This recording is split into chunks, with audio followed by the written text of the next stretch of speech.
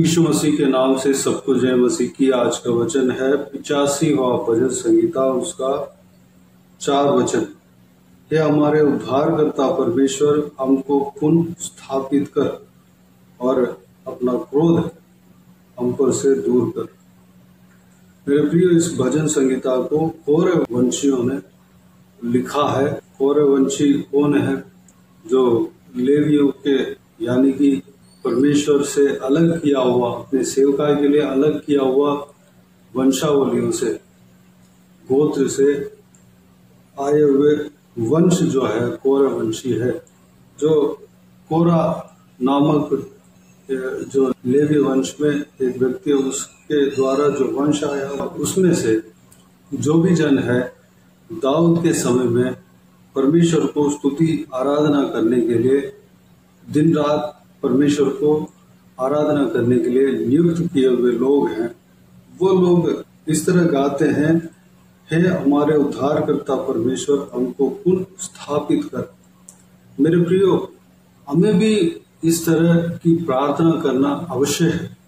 हम परमेश्वर के ऊपर विश्वास करके हम पाप के जीवन से उद्धार पाए हैं।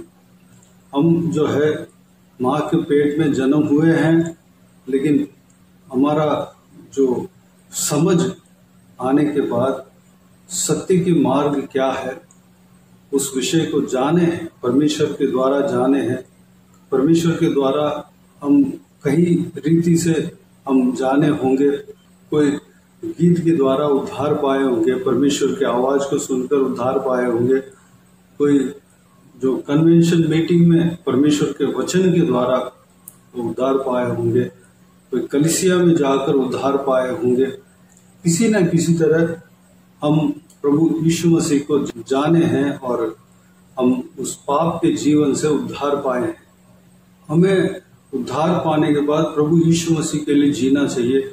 प्रभु यीशु मसीह के बाता हुआ काम को करना चाहिए। प्रभु यीशु मसीह के वचन के अनुसार चलना चाहिए।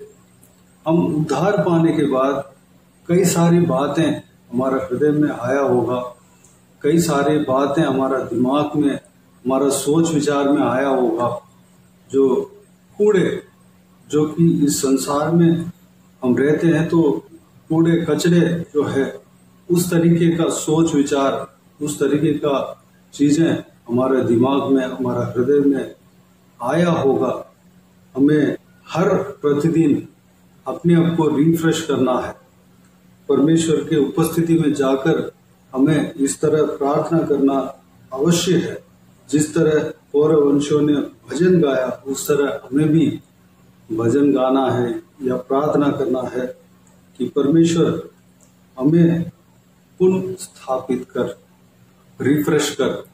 यानी कि जो उद्धार हमने पाया है, उस समय जो प्रेम परमेश्वर के ऊपर था, हमें रिफ्रेश करने से वो जो प्रेम है, आदि का जो प्रेम है, आज भी होना है।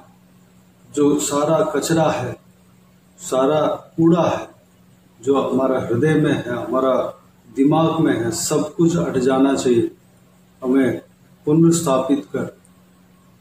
मेरे प्रियो, कोई नगर मिटाया जाता है, जला दिया जाता है, तो कुछ दिन बाद उसको पुनर्स्थापित करते हैं।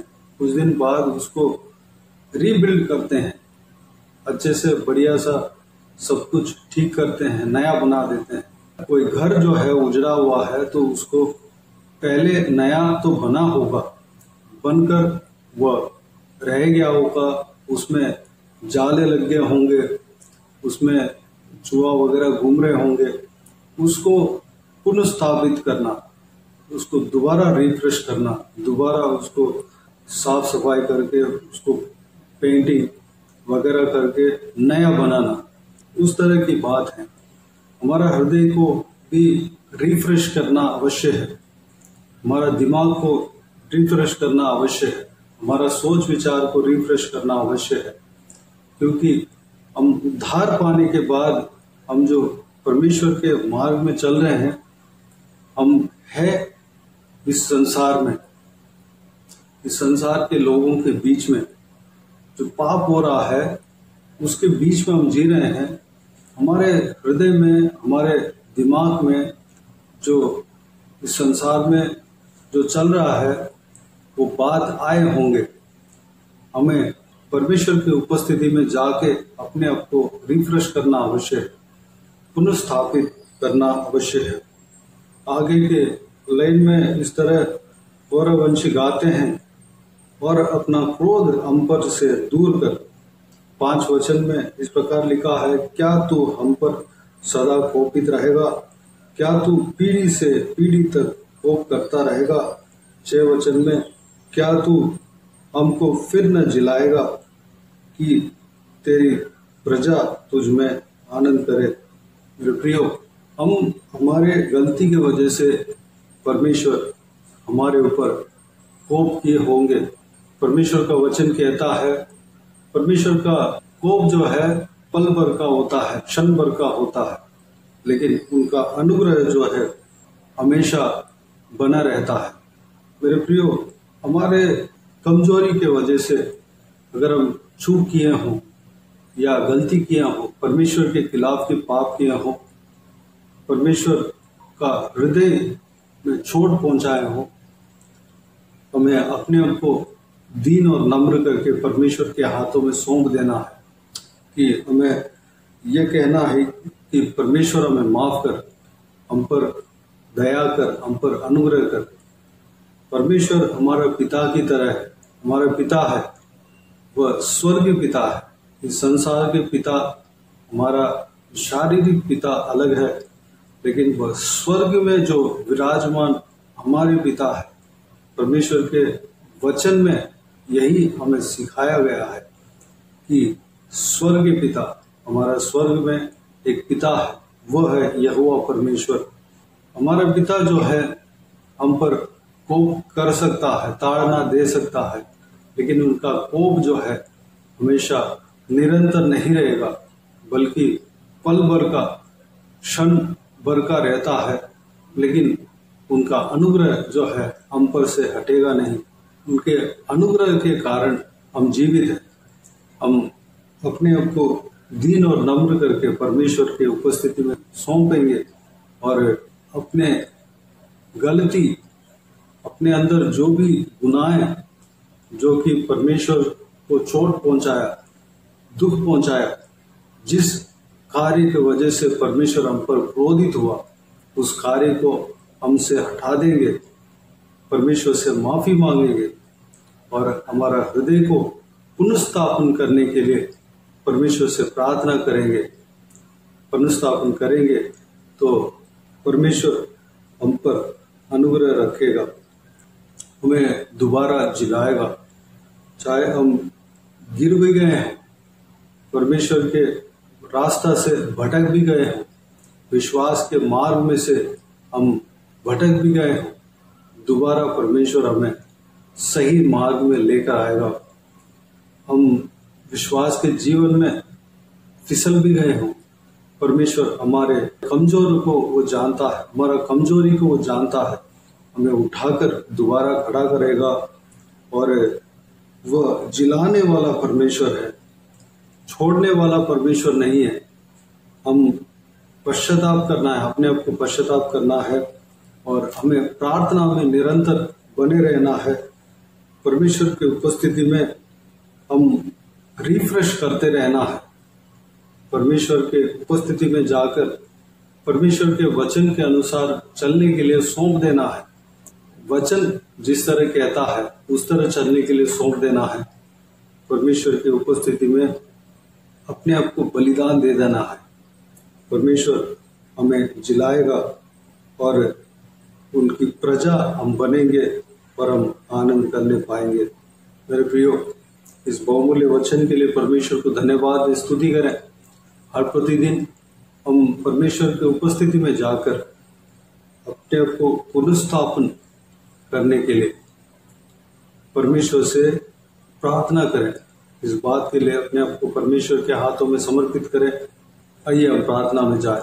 स्वर्गीय पिता, दयालु परमेश्वर, आपको धन्यवाद देता हूँ आज के इस आपके बहुमूल्य वचन के लिए। आपको धन्यवाद देता हूँ परमेश्वर, बीते हुए दिनों में हमें संभाला, बचाया, सुरक्षित रखा। आपको धन्यवाद देता हूँ आज के दिन में इस 85वां भजन संगीता में कोरवंशियों ने जो लिखा है उस भजन को हमने देखा है। परमेश्वर उन्होंने जिस तरह प्रार्थना किया हम भी प्रार्थना करने पाए।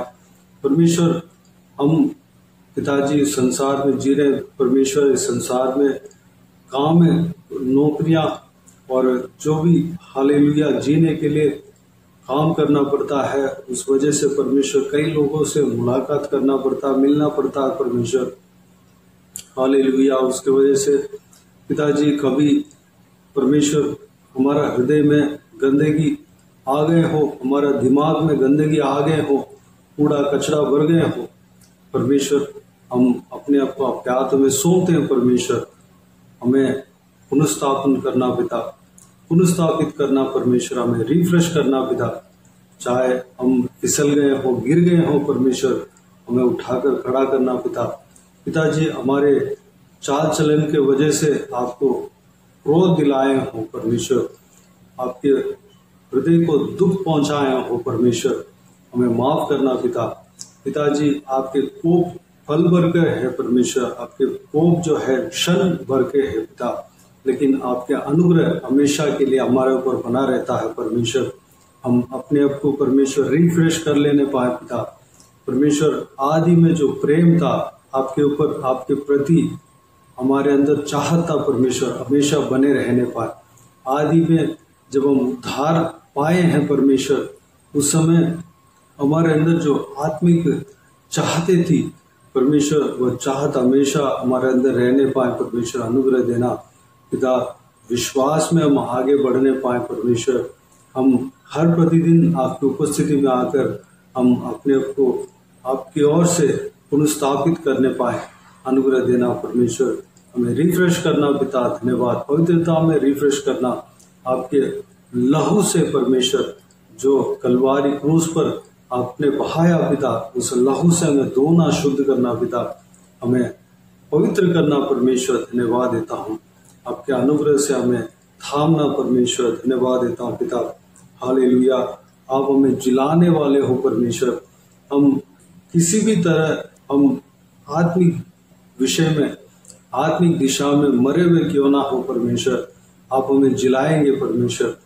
कैसे भी क्यों ना हो पिता, हमें उठाकर खड़ा करने वाले परमेश्वर आप हो परमेश्वर। हम आपके उपस्थिति में आते हैं, आपके उपस्थिति में हम अपने आप को दीन करते हैं परमेश्वर, नम्र करते हैं पिता। हमें उठाकर खड़ा करना।